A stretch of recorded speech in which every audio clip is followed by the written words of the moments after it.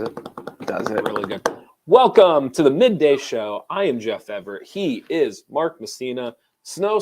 Can they see me? They can see you. It's dark. Of course they can see it. I think I've done you some favors over there, actually. Snow. We're all waiting for it. I want to mention to you some of the stuff coming out about China, and they've tried to switch over how they're handling COVID. I find some of it very interesting. And then Avatar's Gamble. We kind of had like a precursor before the show, but I think there's even a deeper conversation that's really, really interesting about the Avatar 2 movie that's coming out. Snow, China, Avatar. Mark, how are you feeling today? It's like Larry Moe and Curly, Manny Moe and Jack. No Avatar China.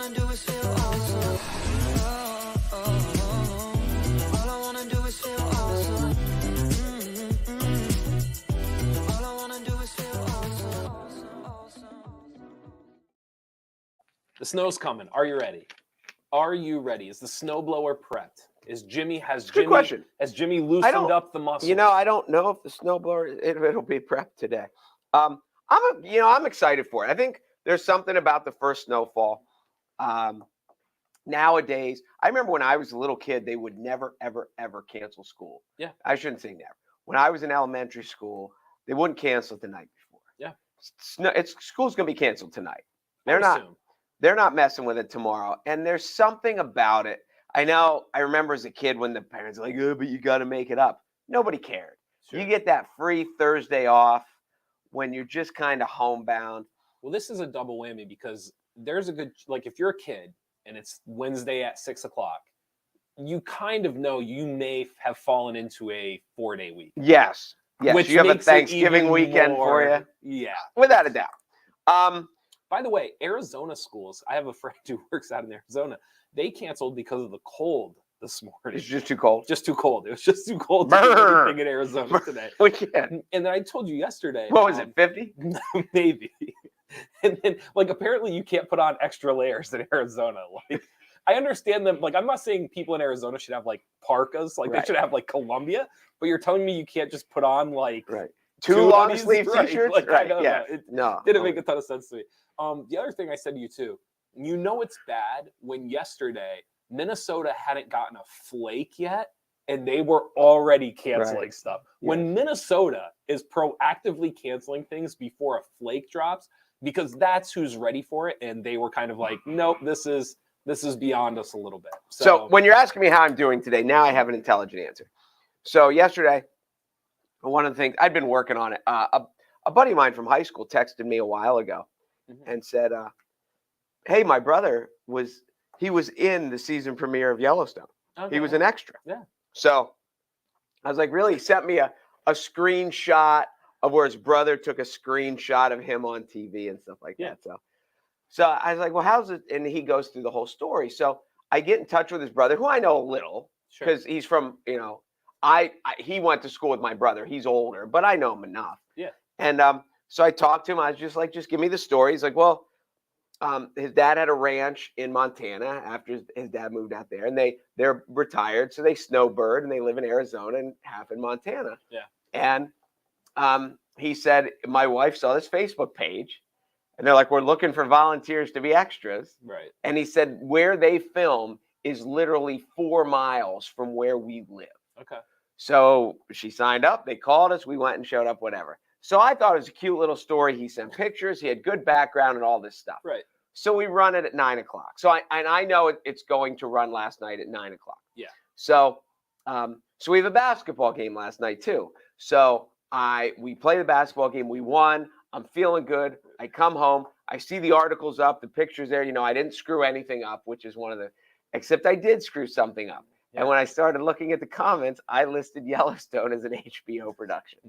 And right when the guys, they're like, oh, I didn't know it was HBO. And I was like, oh my God, it's not on HBO. And then I go into this panic of what is it? Yeah. I didn't know how to fix it. I had to text you. You're like, don't worry about it. I'll take care of it. Yeah. So it is, if you ever write anything and you proof, and I'm checking names, I'm checking towns, I'm checking spelling, I'm checking commas. Yeah. I've become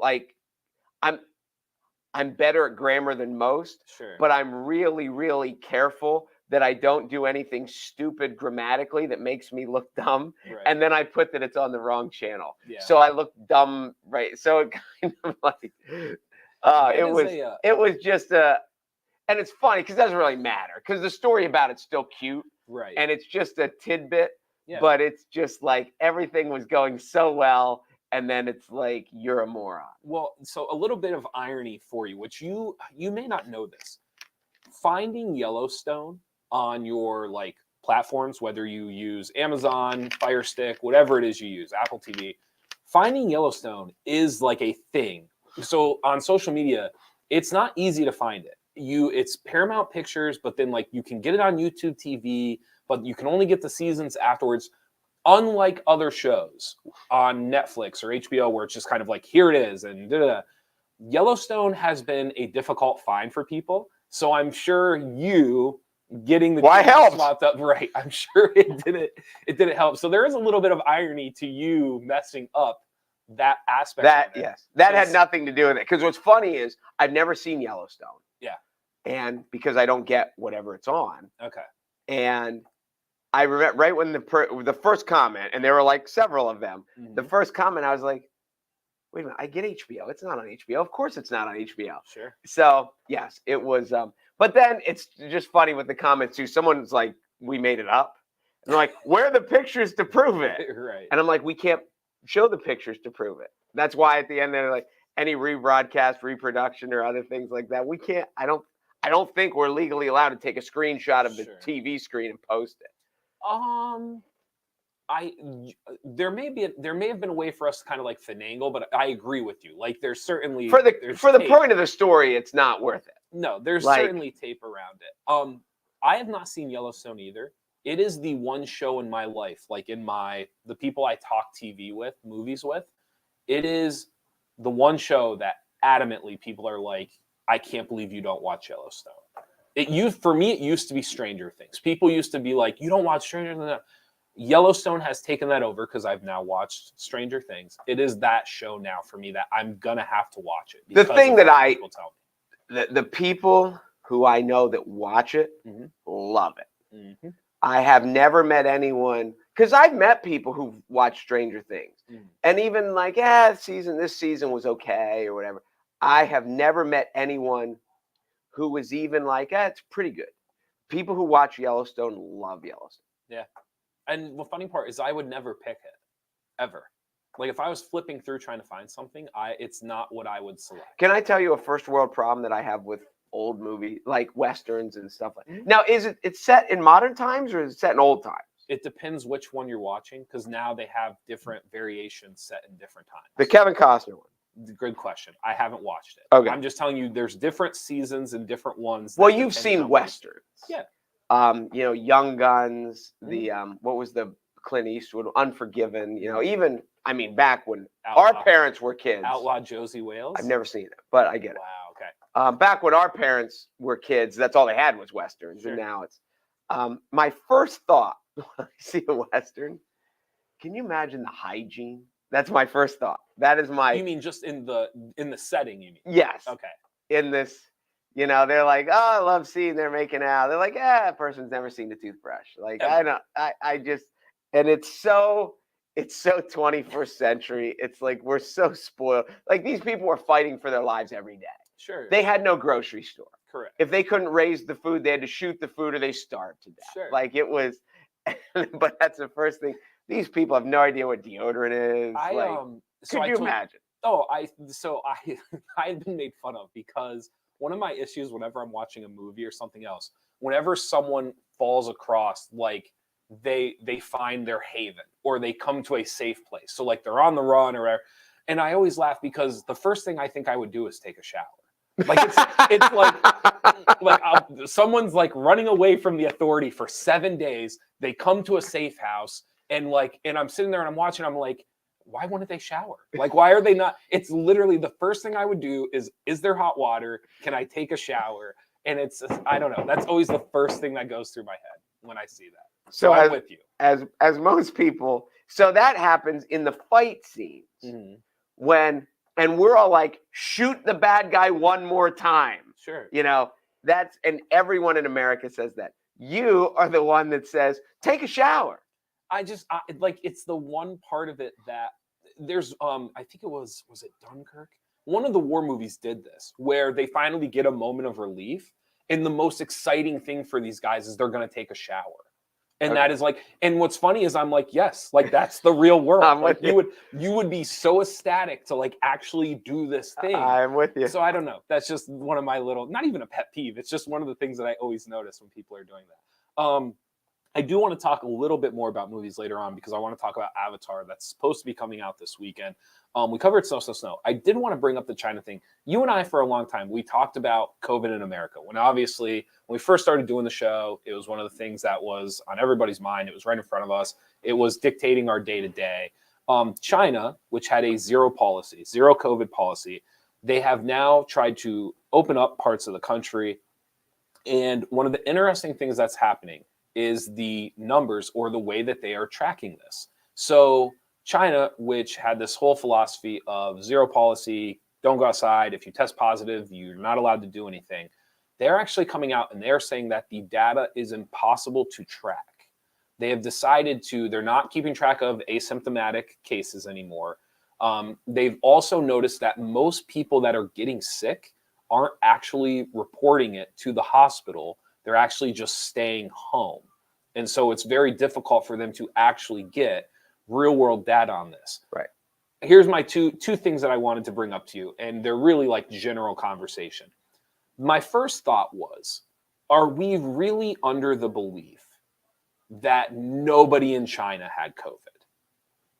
Like this concept of the zero COVID policy. I'm not saying they didn't implement it. I'm not saying that it didn't maybe play a hand in how many cases they had. To me, they're kind of like, well, we can't get an accurate set of data here because nobody's reporting whether or not they have it. And in my head, I'm thinking like, you think that's just happening now? Like, you don't think that maybe your zero COVID policy was working beforehand because people weren't reporting when they were sick? So that was the first thought, is how many people are actually reporting this stuff, and who's to say this zero COVID policy actually worked to begin with? The second part of it is, I feel like they can track anything that they want to track. I mean, this is the country that was able to keep people in. They were literally able to shut down entire cities. They were able to essentially decide for 2 years how people acted and what they did. And now all of a sudden they're kind of throwing their hands up like, we can't keep track of it anymore. And I can't figure out why they would announce that. Well, why they would want people to believe they can't keep track of it. Because I think it gives them a reason to, when they stop, when they let out, they're just like, we can't. Because if people thought they could and they're like, oh, they don't care anymore. Why was it that big of a deal before, and now it's not that big of a deal? But back to your original point, that's one of the things that history will teach us from this pandemic is, I remember every night on the news, they're like, there are 23 new cases in like Cumming County. You're like, of course they're not. But there are people that are sick that aren't testing, that are going home, that are staying on. So how many new cases? I have no idea. But there's a lot of people, especially the more we get, more educated people are. And they're like, well, if you go in, if you feel bad and you go in, they're going to test you. And if you test positive, you're going to go home and you're going to do the same stuff that if you didn't go in.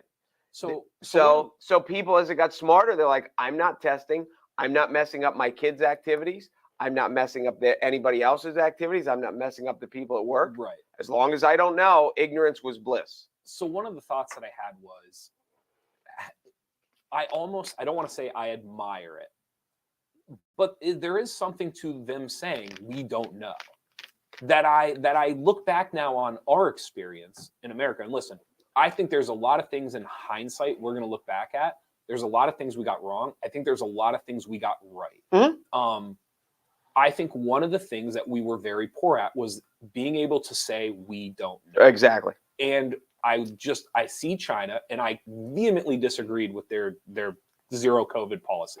I thought it was asinine. I can't believe you would vehemently disagree with anything China does. I thought it made no sense. However, a part of me does want to almost give credit for having the ability to just kind of be like, we can't track it. Like, I agree. We don't know. We can't track this anymore.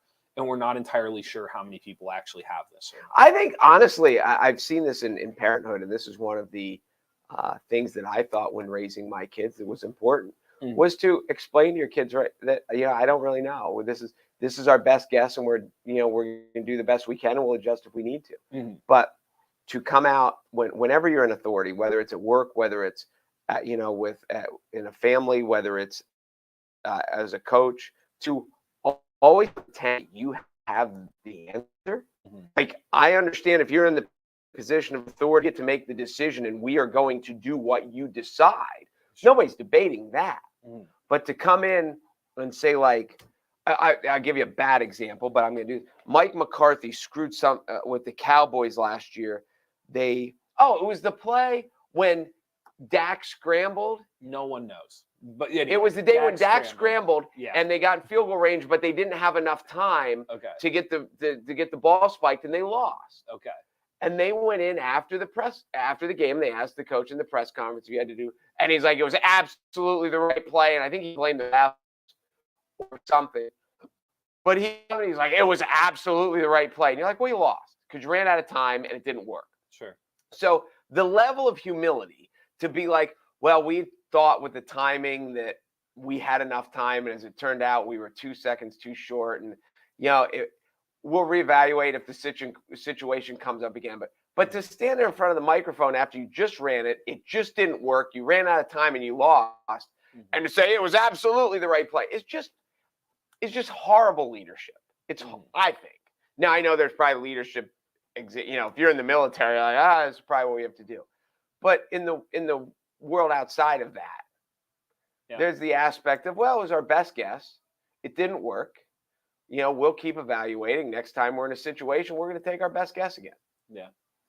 I'm going to keep track of this because I'm curious to see. I think it says a lot about maybe the mindset of China's leadership. You're going to keep track of all the stuff in China that they can't keep track of? I am not that.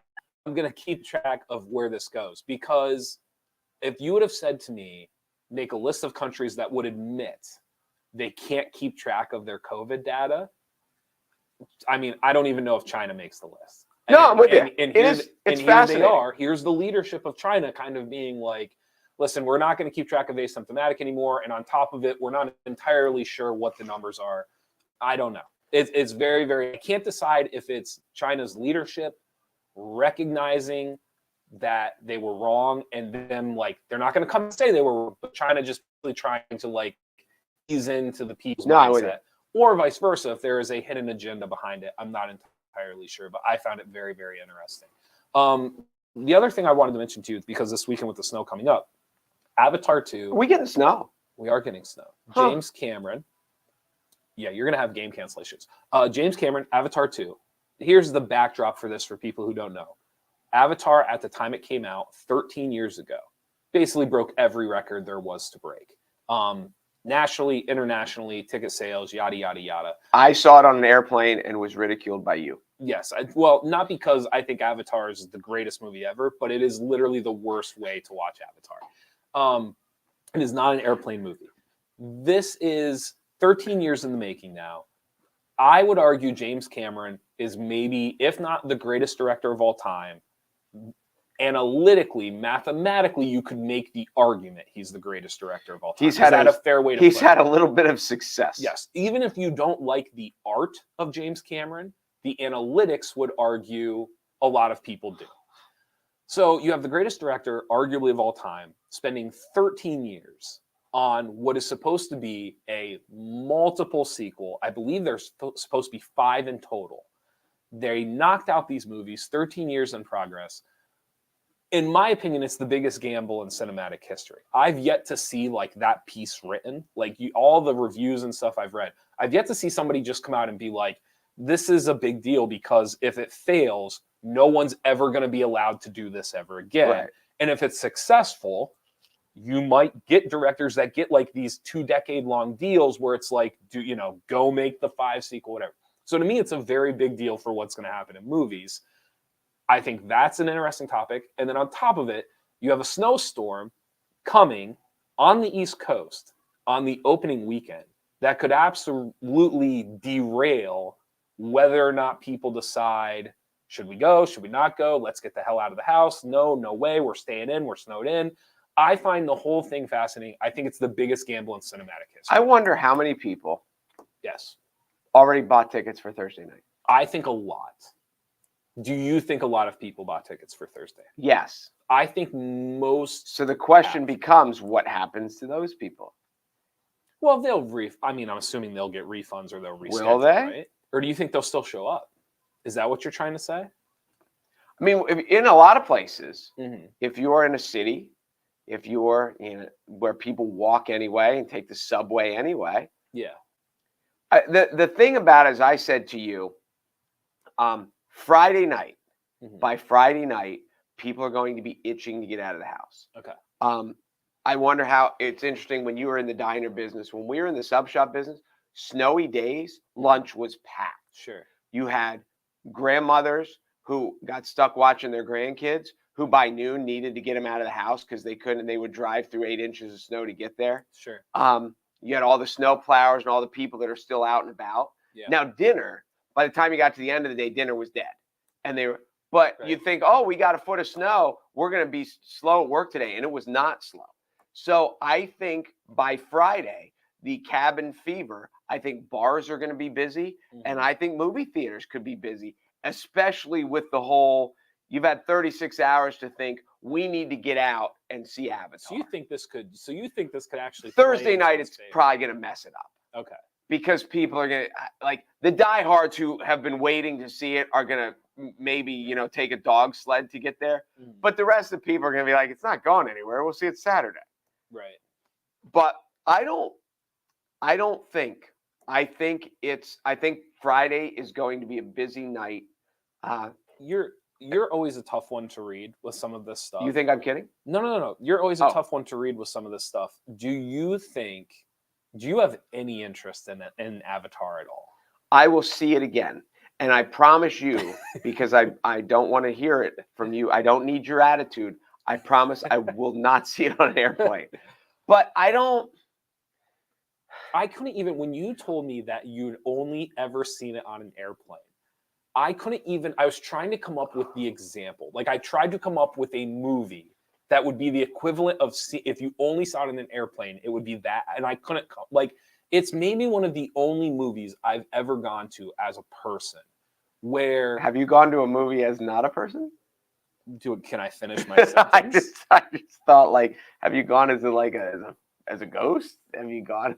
It's probably the only movie I've gone to as a person who I knew when I walked out of the theater, there was no way seeing it on a TV was going to be able to duplicate what I just saw.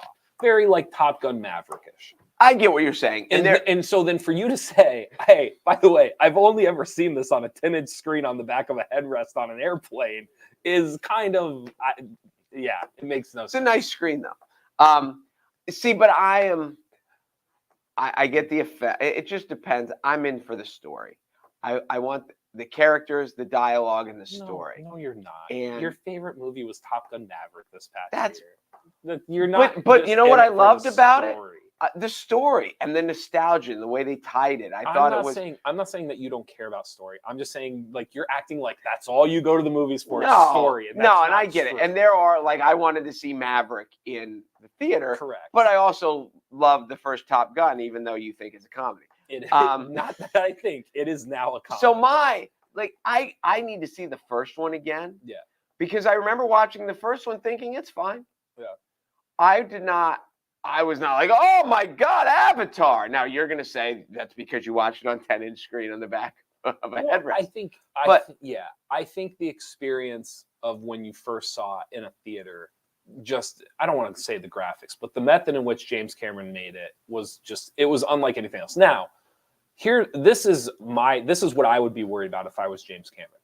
This is now 13 years later. And so far, most of the reviews I've read are out of this world. Like, most people, the people that have seen it already are saying it's fantastic. And I'm shocked by that because I feel like the thing that impressed me most is completely vanished. And that was the technology, how real it looked. But I feel like I've had 13 years to see other things made that way now.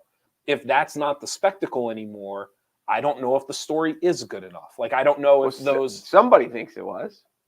James Cameron? No, the people who watched it. The reviews that came out, I was shocked when the people were writing about it on Variety and Rolling Stone, and really, really surprised. Sometimes things surprise, like when they redid they did another Indiana Jones, what was it, the Crystal Skulls, like all these years later, and it wasn't special. When they did Anchorman 2 after all those years, and it wasn't very good. So there are those that, the last Rambo, Last Blood, was not good at all, I didn't think. But were people expecting those to be good? Well, but after all these years, like if you're going to do it again, if you're going to bring it back, there are times that we're like, well, it must be good because why would they do it? And the Jurassic Parks, we found that too, I think. But I think as you go back to with Cameron, I can't believe that Cameron's going to take this long on something and mess it up. But that's because he must get it. But I think that's why I said I feel like the gamble is being significantly underplayed. I don't think people are just like, Avatar's back after 13 years. It's like, no. The greatest director, arguably of our time, disappeared and lost most of his career because he decided this is the thing he wanted to do. And now 13 years later, it's either going to pay off in a huge way, or James Cameron's career and how everyone views him has completely shifted for all of time. And and I get that. Okay. And that's why I just think that, like, this is like when you are the best at something that you do. And again, people want to argue James Cameron's not the best. That's fine. I get it. Right. I'm going to argue that he's in the argument. I'm going to argue he's the best. Imagine in any other concept of life or of the world, the best person at what they do isn't going to disappear for a year. They're not going to disappear for 2 years. They are in the prime of their life, going to disappear for 13 years to work on this one thing. And now that one thing is here, I think it's way more of a bigger deal than what people are making it out to be. I guess. I don't know. I don't think so. I think it's going to hit. I think it's a different version of Marvel. It would be like Taylor Swift in the prime of her career, not deciding that she's going to work on this one album for 13 years. And when she comes back, A, people are going to be itching to hear Taylor Swift again, and B, it seems like if you give Taylor Swift 13 minutes, she can write a good song. If you give her 13 years, she ain't gonna miss. Are we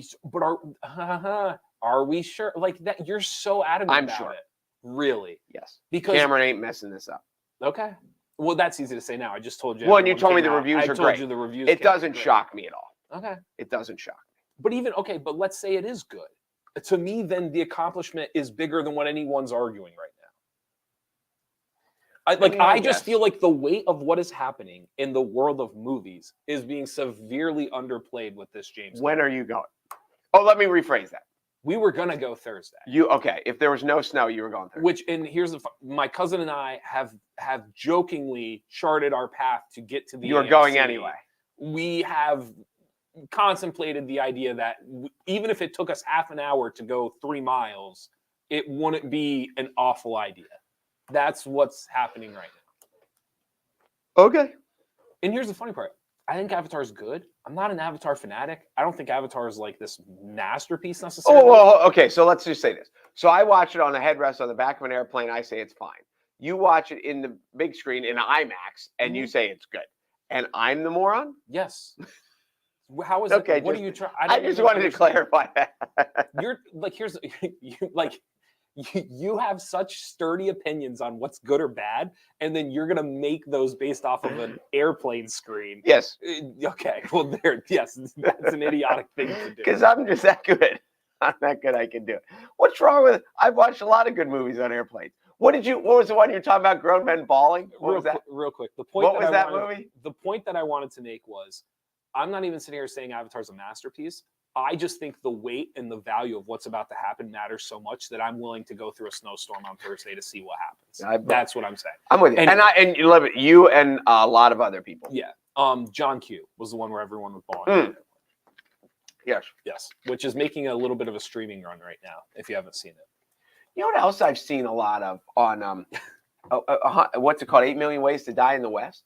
Yeah, it was on HBO. Yeah, I never saw it the first time. Is it good? It's fine, and which stinks because I really like his sense of humor. I think what he's done with Family Guy, and I'm a Family Guy fan. I know Family Guy isn't for everybody. Right. I think Family Guy's ingenious.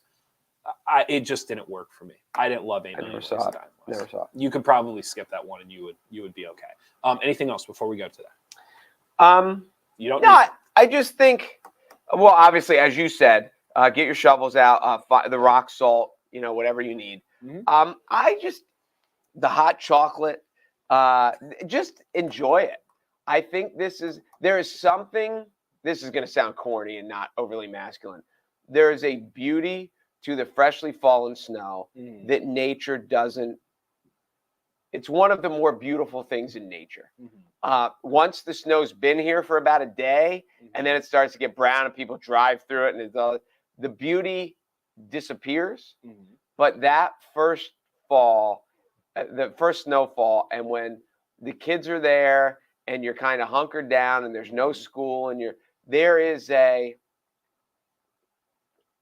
if you can't enjoy that, then I think you're missing out a little bit. No, I'm with because you. it's a great time. Nope, I'm with you. Thank you guys for watching the Midday Show. I'm Jeff Everett. He is Mark Messina. Be sure to go to NorthcentralPa.com for all of your local news. I just did a elk bull story, the biggest elk. I saw that. I just did it. We're gonna have it this afternoon. It was in Zone 10 of Pennsylvania, so it's got to be somewhere northwest of Pennsylvania. Okay, so you can get a county. They didn't say that. I didn't. I believe they checked it in Benazet. Okay. So it's not too. I mean, it's very close to our coverage area. Yeah. It is not only is it a state record, it is, I think, number 7 in the world for largest bull elk ever with any weapon. It's crazy. So if you want to see the pictures, it'll be on NorthcentralPa.com later today. Really, really interesting story. Yeah, and I have a couple neat stories. I think they're neat. I was going to say I have a couple neat stories I think I'm working on. There are a couple stories that I think are neat that I'm working on. And tomorrow, if we get snow, because I got to text these people and kind of call them and interview them. And but yeah, I have a couple interesting ones. But that I saw the picture of it. That is unbelievable. Yeah, no, it's a big one. This will be our final plea. Go to Weis Markets. You could be snowed in. Get what you need. Apparently, if you're Mark, you just need milk, popcorn, syrup, and marshmallows. That's apparently what you.